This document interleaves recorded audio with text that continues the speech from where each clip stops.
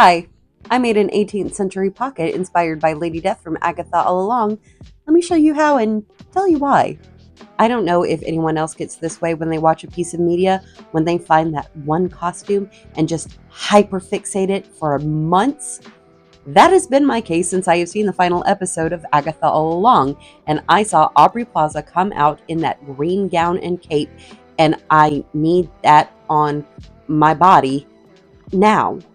And so I decided my first big project for 2025 would be recreating that costume from Agatha all along.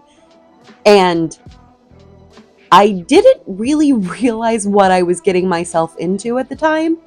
Have I ever beaded anything before? Absolutely not. But you know what? There's a first time for everything.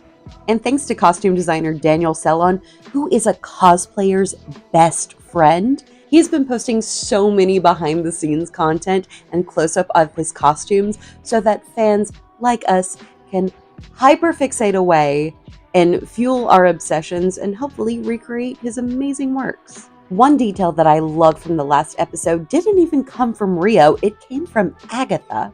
The costume designer posted a close-up of Agatha's outer pocket with this beautiful personalized embroidery, and I thought, what if Rio had one?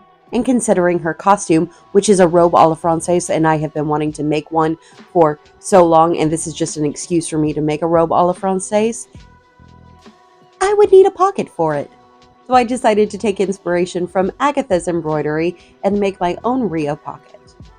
One of the best things about this project was it gave me an opportunity to use some scrap fabric. The only thing I actually had to buy was the transfer paper where I set down my design. The design is heavily inspired by Agatha's pocket, but the details are all Rio. I wanted it to reflect the role that Rio has to play. She is life and death. She is growth and decay. This I tried to reflect in the hand-embroidered belladonna, the runes symbolizing conclusions, and a cheeky little skull. After I was finished with my embroidery, I added my lining, sewed the back and the front together, and finished off the raw edges with some bias tape. The same bias tape I used for the raw edges is also what I used as my ties. Being a lover of historical costuming, this was such a fun little side project and one that I've been wanting to do for a while. Not only is it super cute, but it's going to be very helpful when I eventually take this costume to conventions. And here she is in all her glory.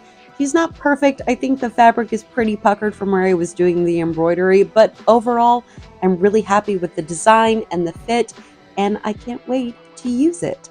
Next for this costume is going to be the chemise, so follow along for more.